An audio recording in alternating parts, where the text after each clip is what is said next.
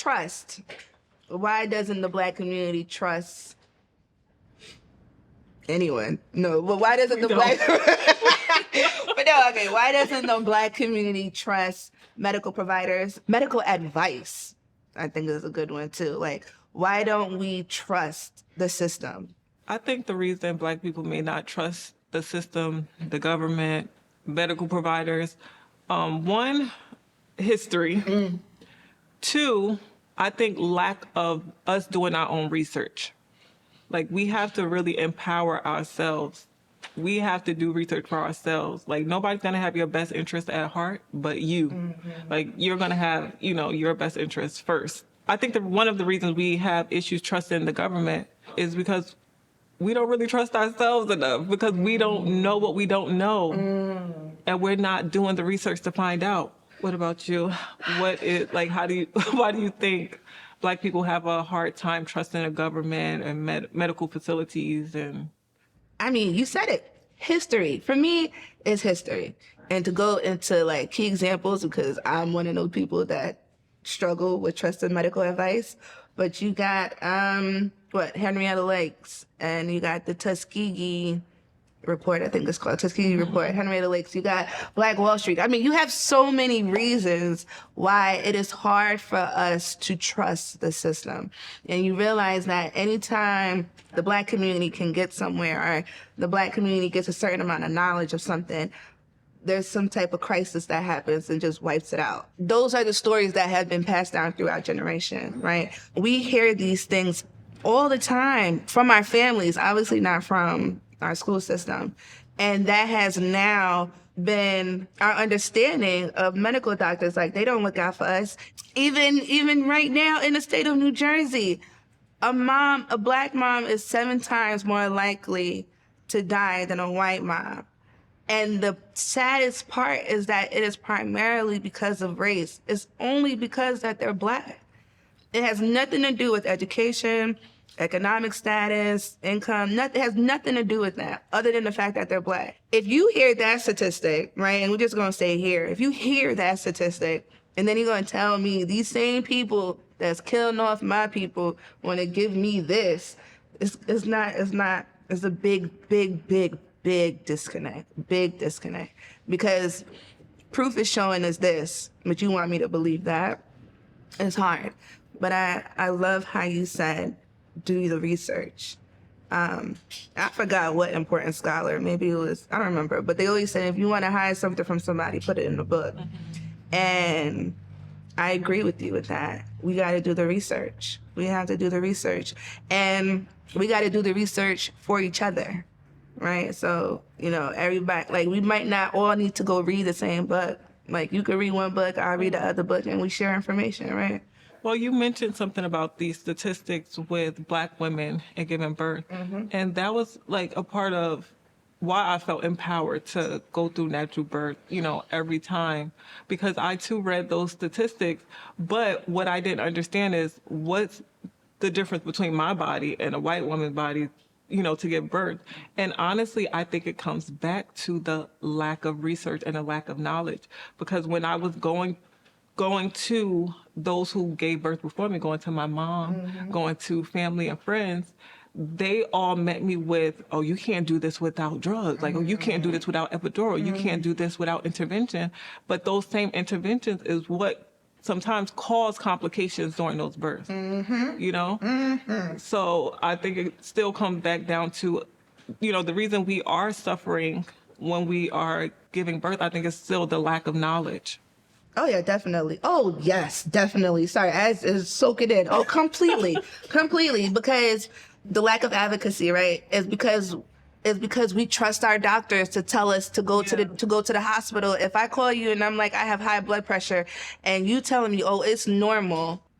If I was to do my research, or if I had the village, or if I had that strong community or that educated community that I trust, my life could have been saved if they would have just told me to go to the hospital. Yeah.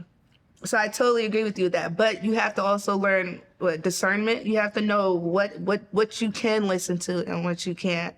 And like, where do you get these research from? Like, because even with something like that, I think that's a great example. And I would probably even struggle trying to figure out how to navigate that if my elders is telling me that I have to get an epidural, but the research is telling me that I don't. Where do I fall in line with that? Like, what decision do I make? And I guess that's where I would have to like really understand who I am and what my interests are and what I think is best. I don't know. More power to you. I'm sorry. As I'm like hearing your story, I'm like, you really took the time to make these best decisions for you and not necessarily allow outside influences to dictate what you decided to do. I respect that. Thank you so much. I really do. And for me, it's hard for me to like just boil things down to race, only because I've had so many kids and I've had so many different I've had so many different birthing experiences. I've had white nurses and black nurses and black doctors and white doctors. And I didn't always get the best care from a black doctor. My most traumatizing birth, I had a black woman as a doctor. And, you know, I looked to her like, oh, you know, you look like me. You're gonna look me out. And that's not what I wasn't met with that type level of care. And I've gone to an all-white establishment and had a home birth, and it was the most beautiful, empowering experience I've ever had.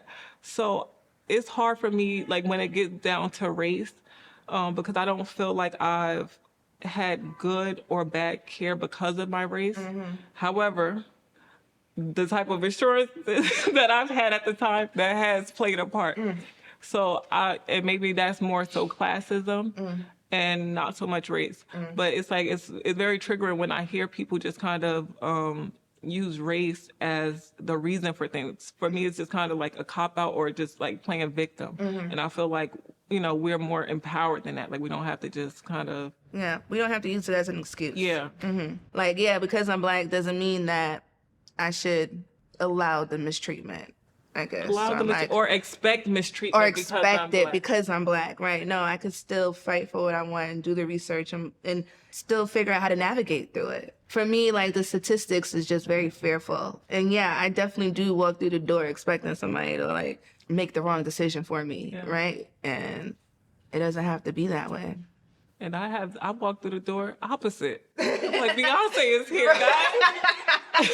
So when I had Medicaid, they weren't treating me like Beyonce. I said, hold on, what is this? They forgot.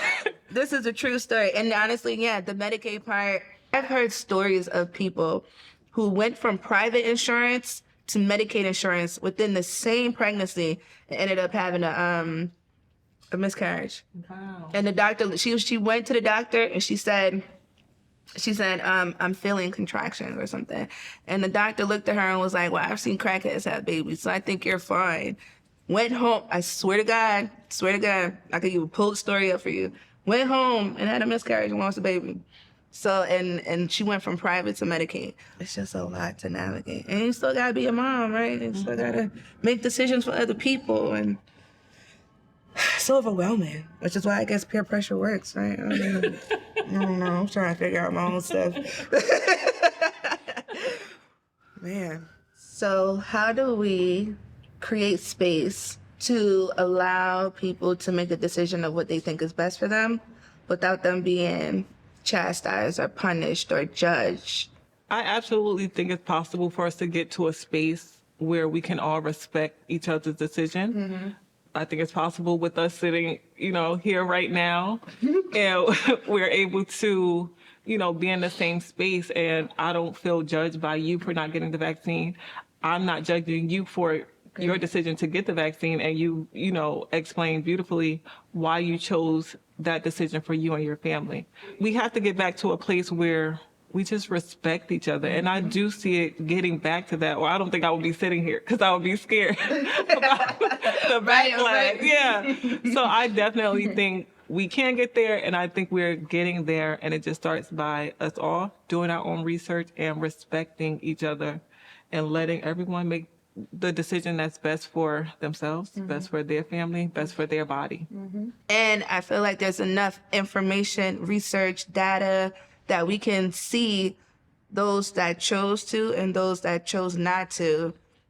Everyone's fine. So now we should just let everyone decide what to do, what they want to do. Yeah. You know, it's not like I can say you know, you're bringing harm or you're not bringing harm. I feel like now we can see that it's definitely just up to the person and what they want to do, and just let that person live if they choose to or not. And hopefully we are a part of the change that we hope to see, and we're creating this space and we're bringing the awareness out. But at the end of the day, you still gotta be equally aware that there's people out there that will move in the opposite direction, and that is also still okay. Yes.